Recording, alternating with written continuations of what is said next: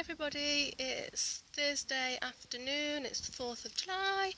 Oh, it's Independence Day. Happy Independence Day, everybody. I hardly got any sleep last night. I think I fell asleep at about 3:30, and I woke up at 4:30, and I woke up at 5:30, and then I ended up just getting up because, you know, there was no way that I was going to sleep. I was absolutely wide awake. I watched back some videos from when I was in hospital last night. Probably the worst thing I could have done in some respects, because the last week, like I said, is very much a blur from me because of all the medication. However, I think that could possibly be a blessing in disguise, because I didn't actually realise how poorly I was, especially on the 30th, and it was really upsetting and scary to see myself like that. On the other hand, I think it's really good that I was able to see that while I'm well, because I think it's going to help me make more informed decisions about my future treatment and things. Because obviously I knew that I felt bad, but to actually see it is something quite different. I've never recorded myself before, I've never done anything like this before. It's all very new to me, and don't really know if it's helping anybody or really doing anything, but the idea of this is because I anticipate that the next year is going to be quite a journey for me, and I just wanted to kind of document it for, well, just because I'm kind of like a photography, video-y, like documenting things type of person. Also because there just definitely isn't enough awareness of PMDD out there, so thought I'd do my bit. I got up early and I've been really productive. I wrote to my consultant in London saying, well, I emailed him, saying that this is how it's been for me, and asking if there was any chance that I could have a 6-week break between September and August instead of 4 weeks, because I just think I need a little bit more of a break every now and again. Also asking if there's any chance that I could bring my appointment forwards. I've just tried to be proactive. There's flies everywhere out here. I've also emailed my local eating disorders charity where I'm a volunteer. I've been a volunteer there for quite a few years now, but my role has kind of evolved over the years and throughout my own journey. They have played a massive part in my journey, and they at times were a complete lifeline for me, and I will never be able to thank them enough. So yeah, I emailed them saying that unfortunately, due to the circumstances, that I'm not going to be able to volunteer with them quite as much anymore, which is a shame, but they understood and they were really nice about it. It was actually really sad because it made me realise how much my life is going to have to change in the next year. There's flies everywhere. It brought it really close to home, sending that email, and because they have played such a massive part in my life, and they have given me the most amazing experiences, and they not only helped me to recover from my eating disorder, they have helped me develop into the person I am today, and I definitely wouldn't be standing here doing this now if it hadn't have been for the experiences I've had through the eating disorders charity and the opportunities that I've been given from there. I've done things like I've been to London and spoken to a panel of judges from NHS England to represent them. I've spoken and been involved in influencing change in the local eating disorders support services. I run support groups for people with eating disorders. They are things that I never ever envisaged that I would be in a place to be able to do or have the opportunity to do. So it's really amazing. I will always support them as much as I can, and they will always have a really special place in my heart, especially the leadership team and the people that I've met and worked with there. So yeah, that was a really sad moment, but it's not goodbye, it's just a fork in the road, and they always recognise that people move on and things change, and it's not goodbye. I'm still going to go as much as I can and help out at the All Ages support group. It's just that I'm not going to be going in every week anymore, and it's time to move on. It's time that I need to do this for me and to hopefully have a better future. It's a short-term loss for a long-term gain, or a short-term pain for a long-term gain. I've also arranged to go to London on Tuesday with one of the ladies that I met when I was in my own eating disorders recovery at the support group. So yeah, it's going to be really cool, because we don't get to see each other as much anymore. After watching the video of the 30th and getting quite disheartened and upset, about the future. I then actually watched, you know, the videos leading up to that, and, you know, I reassured myself that I can do this and I can get through this, and I've got a really good care team behind me, and there's all the right things in place now, and, you know, I'm strong enough. I can do this. The reality of the next few months or the next year is hitting hard. The fact that I can't remember a lot from last week without being prompted is really scary. I think one of the things that I've realised about my life with PMDD is that when I had multiple mental health diagnosis and before I knew that I had PMDD, it was literally like I just got through it every day. Like, you didn't know what was coming in front of you, you didn't know what was coming behind you, so you just got through it. And through all of that, however self-destructive it was at times, there was always a way out. You know, there was always hope for a better tomorrow, even if that meant like engaging in eating disordered behaviours more, or really awful things that were very self-destructive. There was that hope there. You didn't know what tomorrow was going to bring, but you felt in control of it, and that you could improve the tomorrow, or that you had a choice, and that you could, you know, if I wanted to, I felt like I could choose to end my life. And I mean, that choice is still there now. However, fortunately, really fortunately, when I'm progesterone free, I don't think like that anymore. That doesn't even enter my head as being an option. It just isn't an option for me anymore. Whereas in the past, it was a very real option. And now, you know, it isn't, which is fabulous. But on the flip side to that, I now know how poorly progesterone makes me. I know how it makes me feel. I know how long it's going to last.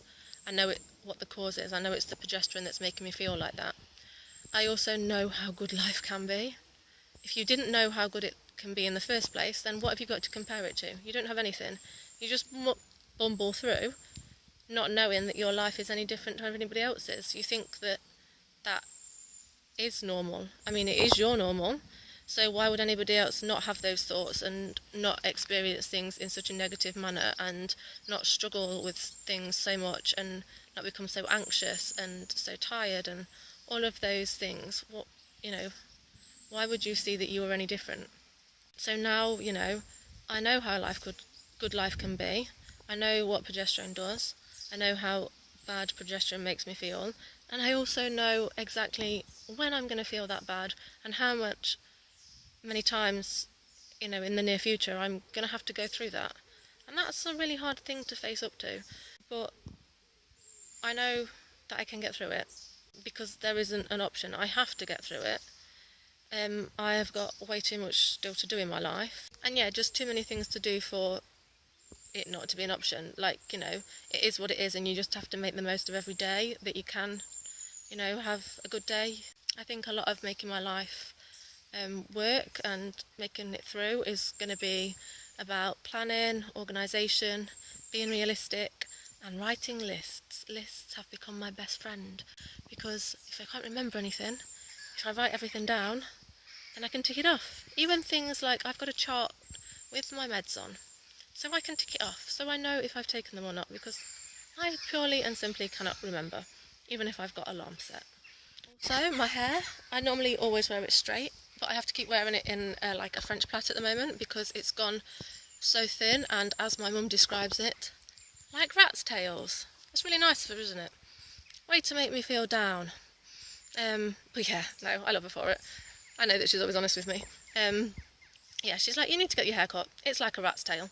Assuming that is probably due to the hormones, likely due to the low testosterone, and I'm hoping it will improve. Looked up, oh goodness, I looked up the symptoms of low testosterone, because obviously if they're putting you on add back testosterone, then you must be low in it, else they wouldn't do that, would they? So I looked up the symptoms of low testosterone. What a mistake. This condition just gets better. You know, low sex drive, what else was there, like hair loss, weight gain, muscle loss, increased fat storage, Oh, there was like 10 things. Sleep disturbances, basically I tick nearly every box. But oh my goodness, like PMDD is a crap illness and appears to just get crapper the more I find out about it. Um, so I really can't wait till it's all over. So today was like a rest day in terms of like not going anywhere, not doing anything. It's been so needed.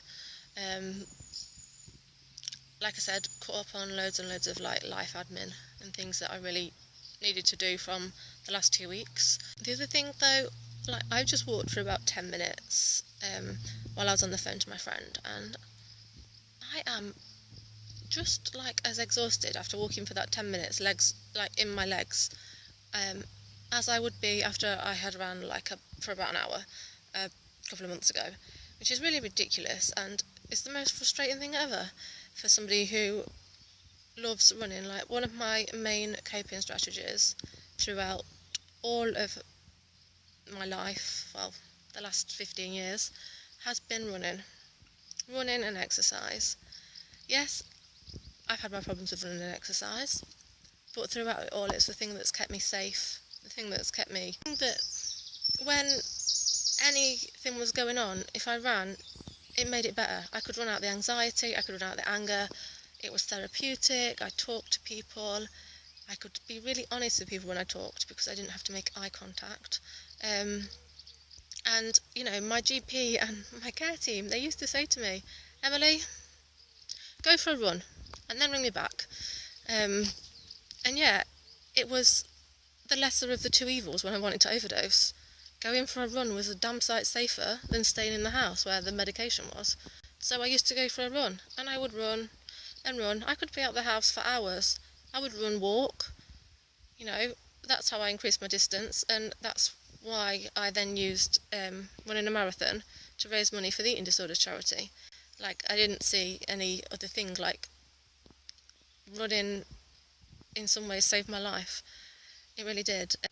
And that's one of the things that I'm going to miss the most. That's one of the things that I'm saddest about, is the running. So I'm really hoping that the running is a struggle because of my testosterone and that it will improve. And hopefully it will improve sooner rather than later. I'm just going to keep fighting through though. Keep doing what I can, keep plodding, keep going, because even if I'm walking, it's getting me out and it's getting me exercising and it's getting me, you know, in raising those endorphins. The other thing I did this morning actually, emailed, well, it was the early hours of the morning, I emailed my psychologist with like a list of things that were going around in my head that I wanted to talk to her in the session about. So I'm seeing her tomorrow, so that should be a really useful session. I feel like I really need it. Even though my mood's good, it's just like there's so much going on with my PMDD in terms of life changes and stuff that, yeah, I feel like I need to talk to somebody in a safe, open space. Because, well, yeah. Anyway. Don't really have that much else to say today, which is, you know, I've said a lot, so that's fine.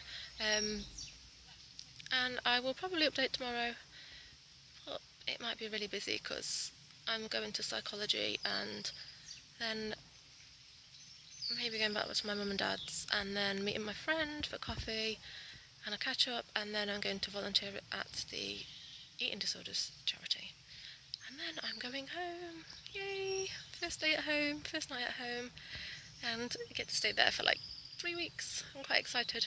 It'll be nice to just be back in one place and have all my stuff and not be living out of the suitcase. So yeah, really happy, feeling like I'm getting stronger again every day, mentally, and bring on the next 3 weeks. It's funny. It's the sun. It's like a halo. Whee!